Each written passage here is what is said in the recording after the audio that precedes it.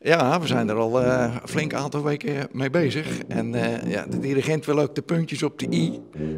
Het moet goed herkenbaar zijn, dus we zijn er druk mee. En dat komt goed. Muziekvereniging EMM in Koewacht is druk bezig met de voorbereidingen van hun quizconcert op 13 december. Dirigent Nicolas Sels vertelt hoe de avond eruit gaat zien.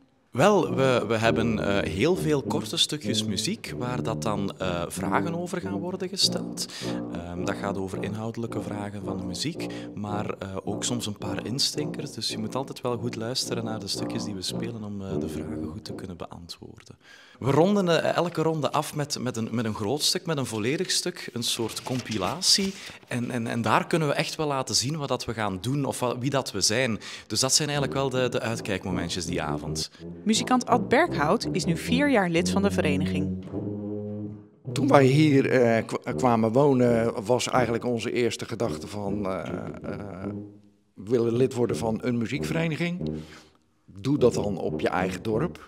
Dan leg je meteen ook contacten. En ja, het blijkt gewoon een hele gezellige club te zijn. Ad is inmiddels al ruim 40 jaar actief als muzikus.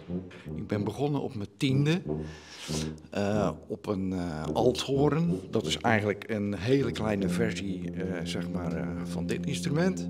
Toen ben ik korhoorn gaan spelen. Dat zijn die opgewonden dingen naar de zijkant.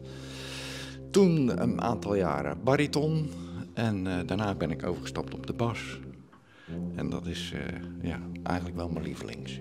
Ja, je bent een beetje het fundament van het orkest. Hè? Samen met het slagwerk vorm je de basis van het orkest. En dat vind ik gewoon heel leuk om te doen. Aan het concert zijn maanden van repeteren vooraf gegaan. In theorie zou daarbij de muziek, waarover de vragen worden gesteld tijdens de quiz, al kunnen uitlekken.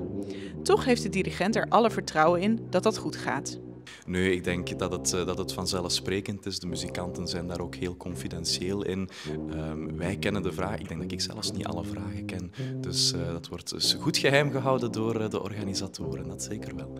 Ondanks het feit dat hij niks mag verklappen, wil hij toch alvast een tipje van de sluier oplichten. Er is een bepaalde tijdsperiode, de 90's, waar dat ik wel echt naar uitkijk. Leuke muziek, leuke herkenbare stukjes, dat wel. Ik denk als het orkest samen bereikt wat dat we samen willen bereiken, dus als dat ene eindakkoord mooi staat, als dat mooi hoogtepunt daar is op een concert, ja, dat is hetgeen dat je wilt bereiken. En daar doe ik toch altijd wel even mijn ogen voor dicht. Ja.